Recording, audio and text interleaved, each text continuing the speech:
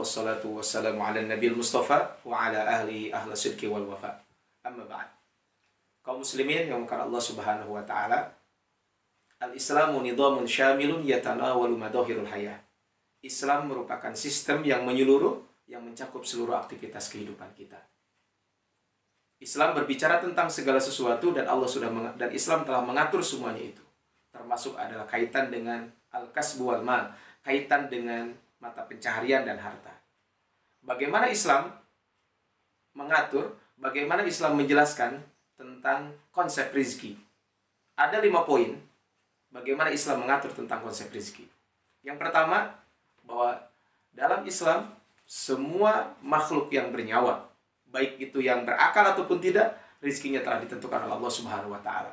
Di dalam Al-Qur'an, di dalam surat Hud ayat ke-6, Allah Subhanahu wa taala mengingatkan kita, "Wa ma min dabbatin fil ardi illa 'alallahi rizquha." Dan tidak ada satu binatang melata pun di muka bumi kecuali Allah telah menentukan rizkinya.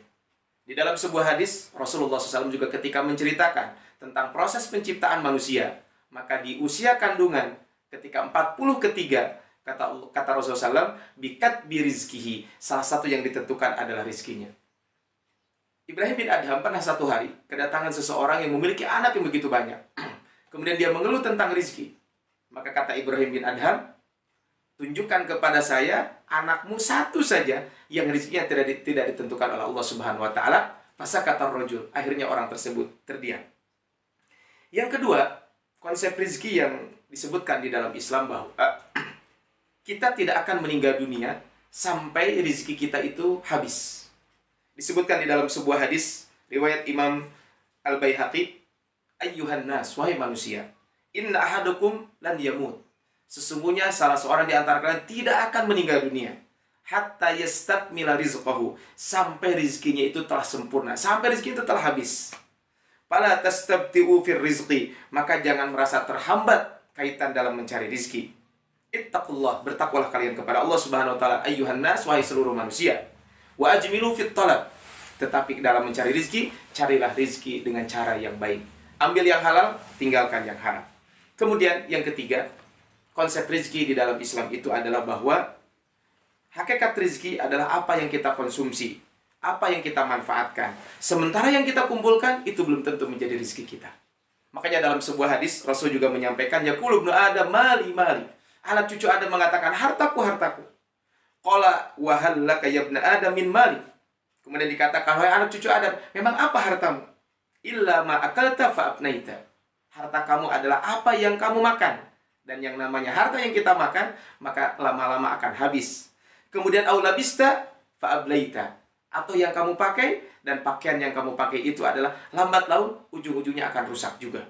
Am tasaddaqta fa amdaita. Atau yang kamu sedekahkan, itulah yang akan kekal. Sisanya adalah akan kita tinggalkan, wa masiwa dzalika fadhaibun wa tarikul linnas. Akan kita tinggalkan buat orang lain, akan kita tinggalkan buat ahli waris. Adapun konsep rezeki yang keempat adalah bahwa Allah Subhanahu wa taala akan menghisab setiap apa yang pernah kita lakukan. Ayat yang insya Allah kita hafal semuanya di dalam surat At-Takatsur ayat terakhir. Tsumma latus'alunna yauma idzin 'anin na'im. Kata Allah Subhanahu wa taala, kemudian pada hari kiamat kalian benar-benar akan ditanya terhadap nikmat yang telah Allah berikan kepada kalian. Bahkan di dalam sebuah hadis Rasul juga menyampaikan, lan tazula qadama 'abdin hatta yus'al an arba. Tidak akan bisa melangkah kedua kaki seorang hamba di hari kiamat sampai dia ditanya tentang 4 hal. Salah satunya adalah tentang hartanya. Dari mana dia mendapatkan harta itu, dan harta itu akan dikemanakan. Ini adalah kaitan dengan rizki, konsep rizki yang disebutkan di dalam Al-Quran ketika berbicara tentang ini. Makanya ketika berbicara tentang surat At-Takatsur ayat ke-8, Abu Hurairah radhiyallahu anhu menceritakan bahwa satu hari Rasul keluar rumah, ternyata di luar rumah ada Abu Bakar dan Umar. Ketika ditanya Abu Bakar dan Umar, singkat cerita bahwa Abu Bakar dan Umar itu ketika itu sudah tidak memiliki makanan di rumah, termasuk Rasulullah SAW. Akhirnya Rasul berkunjung kepada salah seorang sahabat yang lain, dan ternyata dihidangkan makanan ketika itu. Selesai dihidangkan makanan, makan semuanya, kemudian kata Rasul, summa latus'alunna yauma idzin 'anin na'im. Rasul mengatakan ayat itu, kemudian Abu Bakar dan Umar berkata, ya Rasul, bagaimana kita akan dihisab tentang nikmat ini?